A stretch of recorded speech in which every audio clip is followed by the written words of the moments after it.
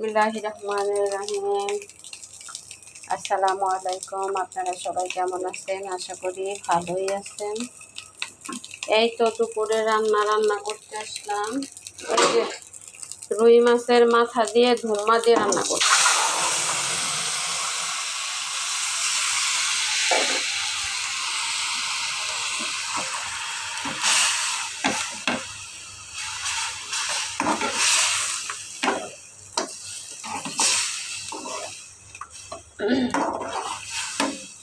Fridge খালি করতেছি, এই মাসে খুব একটা বাজার করা হয় নাই।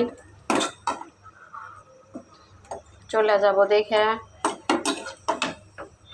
আর নিচে যেহেতু কুরবানি দিব, ফ্রিজটাও খালি করা দরকার,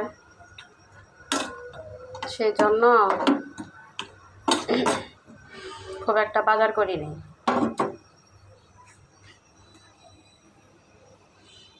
মানে কোনোভাবে দিন পার করতেছি, যা না করলেই না,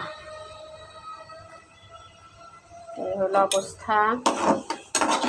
এখন সেদিন রুই মাছ আনছিল, ওই রুই মাছের এই অর্ধেক মাথা ছিল, এই অর্ধেক মাথা দিয়েই কালকে ধুম্মা আনছে, ধুম্মা দিয়ে রান্না করব।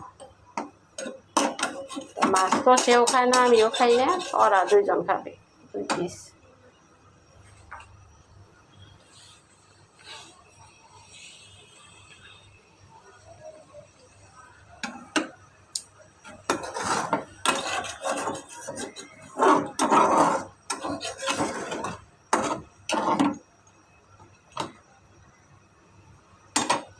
বাটা মশলা, গুঁড়া মশলা সব দিয়ে দিছি।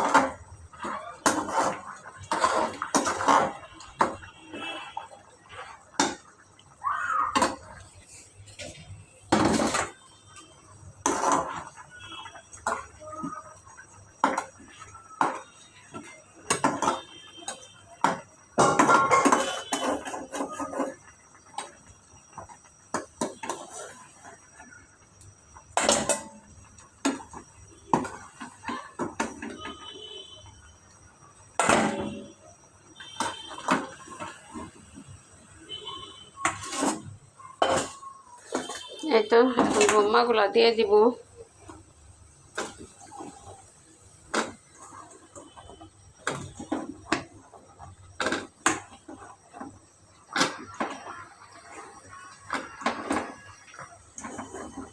বেশি পানি দেওয়া যাবে না, কারণ ধুম্মার মধ্যে অনেক পানি উঠে।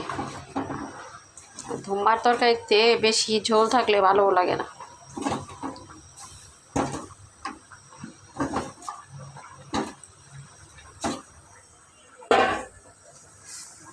এই তো ভাত হয়ে গেছে আমার।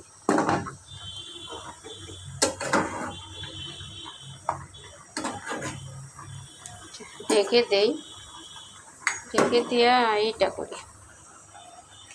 এই যে কালকে ছোট মাছের তরকারি আছে, আর এই তরকারি আজকে আর কোনো কিছু রান্না করব না।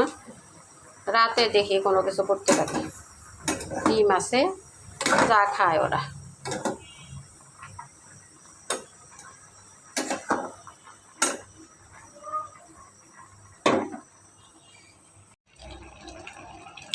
এই তো এই তরকারিতে দেখেন ঝোল, সামান্য একটু ঝোল দিয়েছিলাম ওই মাছ কষানোর সময়।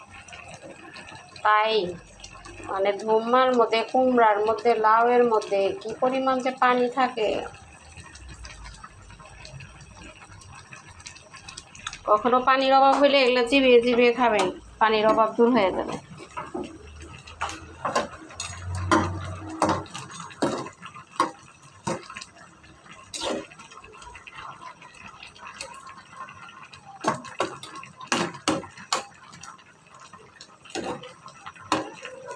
হয়েই গেছে,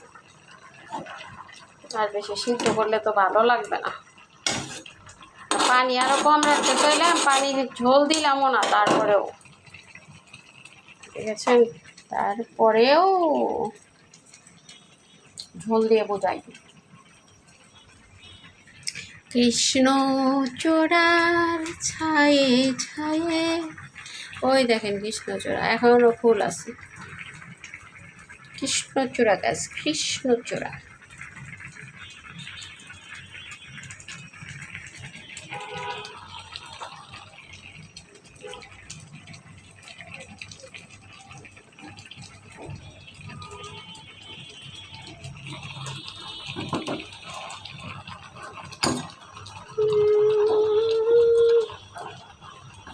একদম নিচে পড়ে গেছে মাছ।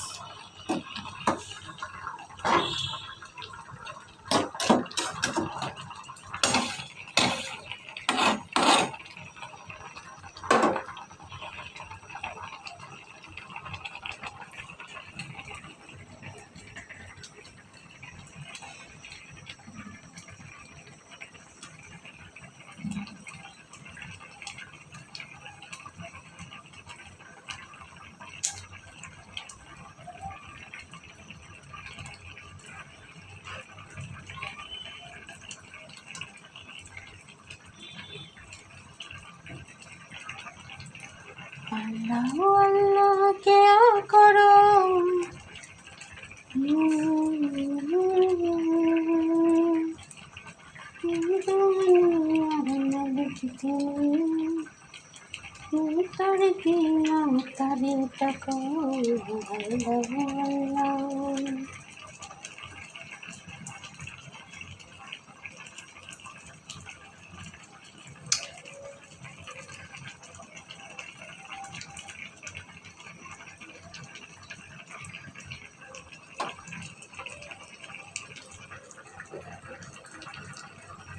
এখন এই তরকারিটা নামিয়ে ফেলবো, ছোটো মাছের তরকারিটা একটু গরম করবো। সবাই ভালো থাকবেন, আল্লাহ হাফেজ।